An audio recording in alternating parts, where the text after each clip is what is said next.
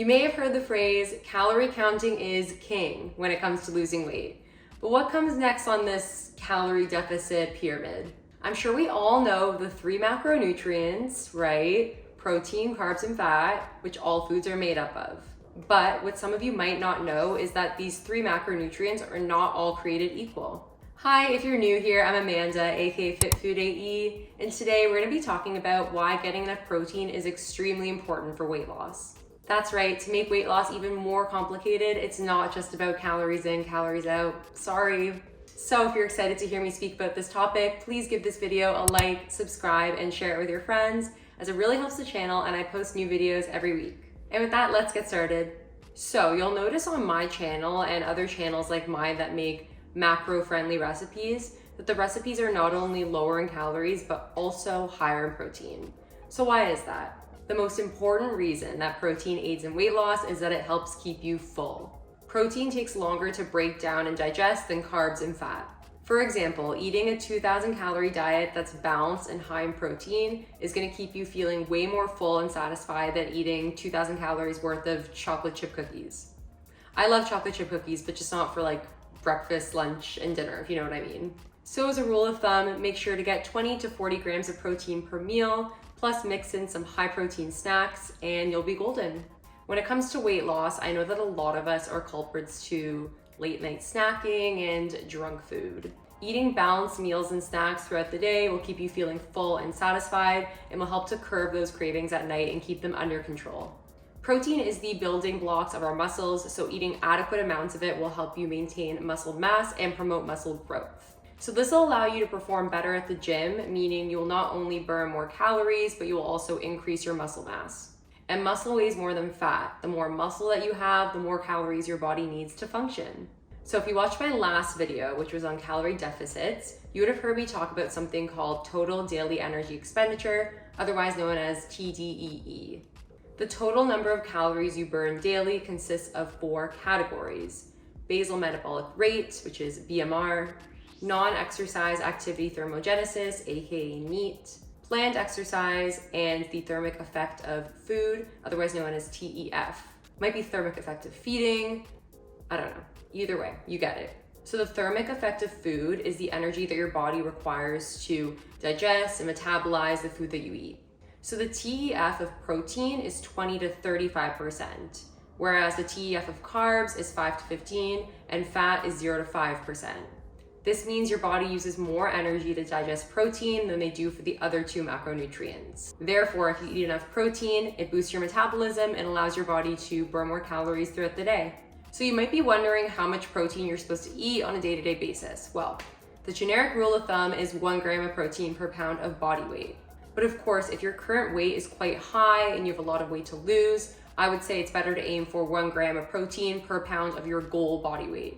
If you're new to macro tracking and feel like this number is unattainable, my best advice would be to start slowly.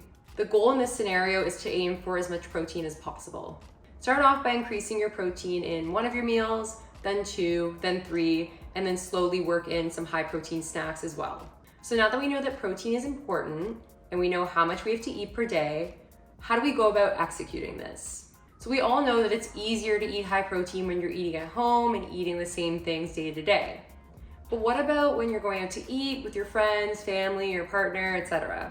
If you have any sort of say on where you're going when you go out to eat, try to pick cuisines where it's easier to stick to your macros, such as Mexican or Mediterranean. I personally find that these cuisines make it easier to stick to the protein, carbs, and fat kind of simple combination, rather than those super carb heavy dishes like pasta or pizza that you get at Italian restaurants. But don't get me wrong, I love Italian food. I'm just trying to make a point.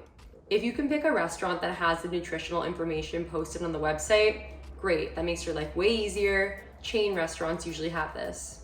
But if not, then sticking to a balanced protein heavy meal is gonna be your best bet.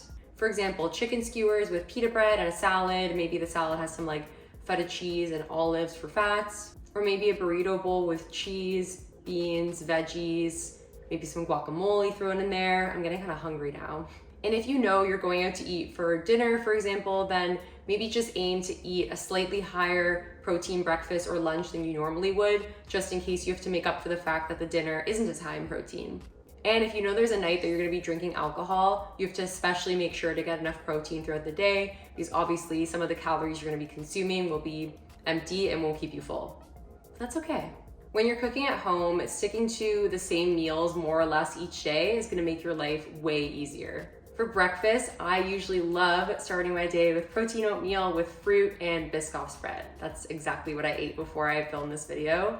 You could also eat protein pancakes, a protein shake with toast, protein French toast even. Of course, if you're not a sweet breakfast person and you prefer savory, you could always go with like an eggs, some sort of breakfast meat like sausage or turkey bacon, and then toast or potatoes combo.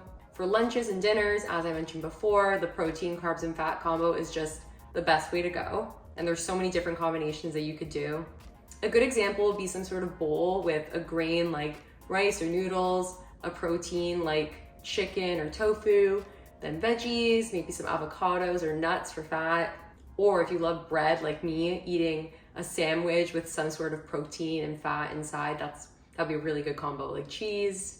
Of course, this is mainly a recipe channel, so I obviously have plenty of different ideas for high protein, low calorie meals and desserts here on my channel, as well as on my Instagram and TikTok, so go check those out. In terms of easy snacks, honestly, you can't go wrong with like protein bars, mini charcuterie board, veggies and hummus, popcorn, etc.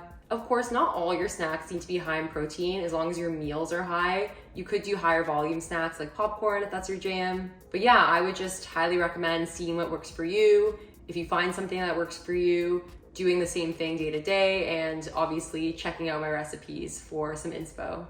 And that's all for today's video. Thank you guys so much for watching. I really appreciate it. And I hope you found today's content to be informative. Please leave a comment below if you have any questions and I'll be sure to address them.